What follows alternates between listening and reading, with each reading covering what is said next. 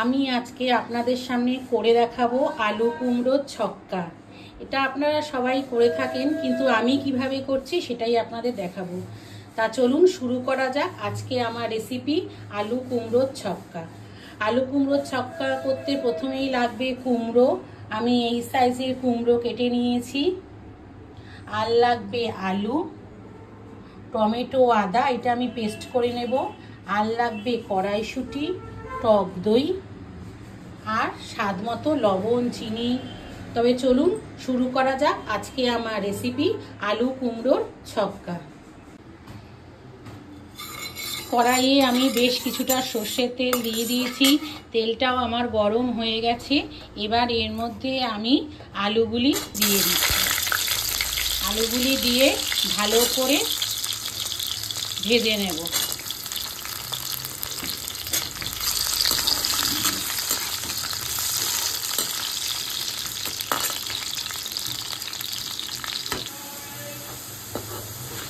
আলুটা আমার ভালোভাবে ভাজা হয়ে গেছে।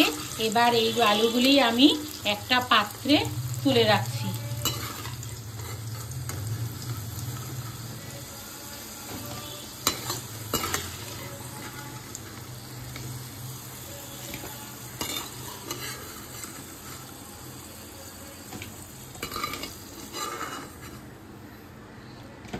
এবার এই তেলেই কুমড়োগুলি ভালো করে ভেজে নেব।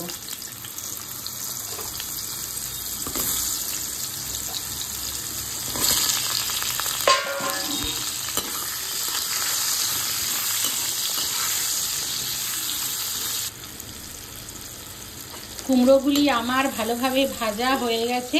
এবার এই কুমড়োগুলি আমি একটা পাত্রে তুলে রাখছি।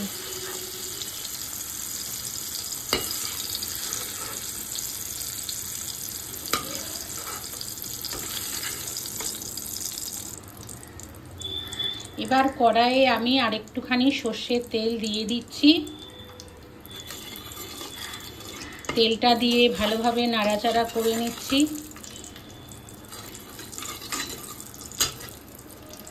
আর তেলটা গরমও হয়ে গেছে।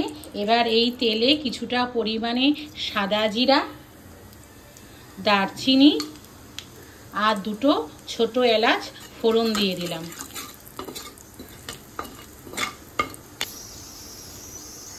এবার এই তেলেই আমি আগে থেকে পেস্ট করা আদা আর টমেটোটা দিয়ে দিলাম।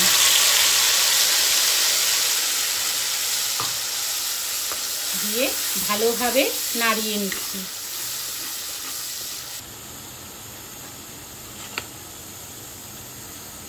মশলাটা আমার ভালোভাবে কষানো হয়ে গেছে।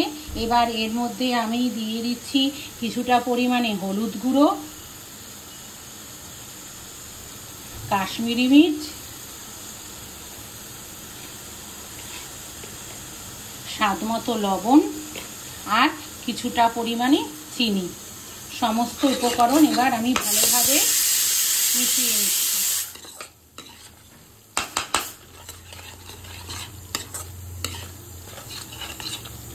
সমস্ত উপকরণ আমার ভালোভাবে মেশানো হয়ে গেছে।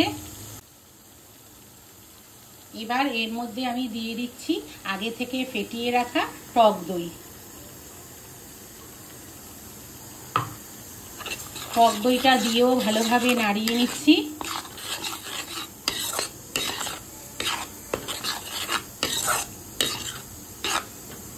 টক দইটা সমস্ত মশলার সাথে ভালোভাবে মিশে গেছে। এবার এর মধ্যে আমি দিয়ে দিচ্ছি আগে থেকে ভেজে রাখা আলু আর কুমড়োগুলি।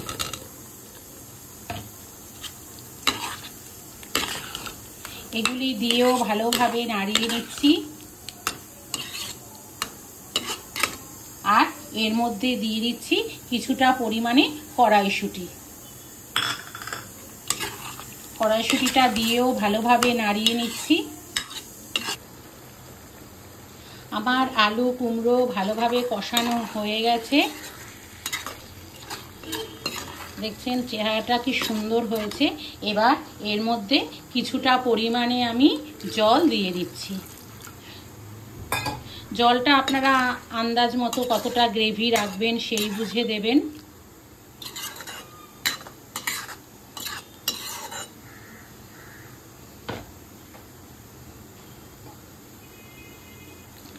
দিলাম।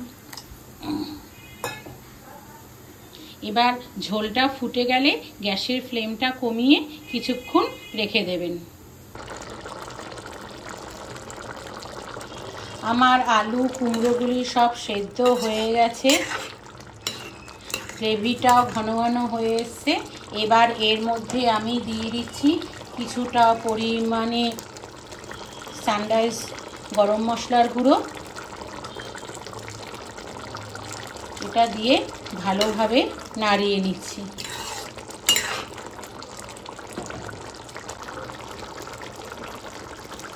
আর দিয়ে দিচ্ছি কিছুটা পরিমাণে ঘি, দিয়ে ভালোভাবে ঝোলের সাথে মিশিয়ে নিচ্ছি। আজকে আমার রেসিপি আলু কুমড়ো ছক্কা একদম রেডি হয়ে গেছে। খুবই সামান্য একটা রেসিপি, কিন্তু এইভাবে করলে খেতে খুবই দুর্দান্ত লাগে। আপনারা বাড়িতে একদিন ট্রাই করবেন, আশা করি আপনাদেরও খুব ভালো লাগবে। আজকে আমার আলু কুমড়ো ছক্কা রেসিপিটা যদি আপনাদের ভালো লেগে থাকে তাহলে চ্যানেলটাকে please like, share and subscribe করে দেবেন। সবাই ভালো থাকবেন, সুস্থ থাকবেন। দেখা হচ্ছে অন্য কোনো ভিডিওতে।